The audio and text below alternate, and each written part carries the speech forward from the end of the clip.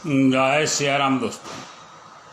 हर इंसान जो फैसला लेता है अपने दिल और दिमाग को देख के नहीं लेते हैं, लेकिन समाज को सामने रखते हुए ही फैसला लेते हैं। समाज क्या सोचेगा, क्या बोलेगा, तो वो हिसाब से हर इंसान जब फैसला लेता है तो अपने जीवन में न तो वो आगे बढ़ सकता है, न तो कुछ कर सकता है। करता वो है जो समाज चाहता है, और खुद की जो चाहत है वो इंसान भूल जाता है।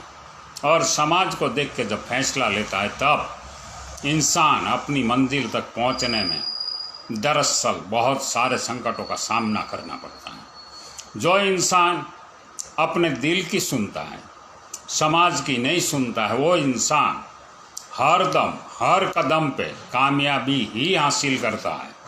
तो दोस्तों, दिल की सुनो।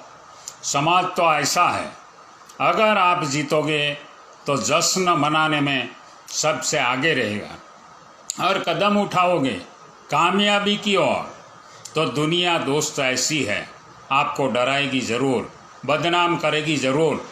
तो छोड़ दो डर दुनियादारी का, अगर आगे बढ़ना है तो। जय सियाराम दोस्तों।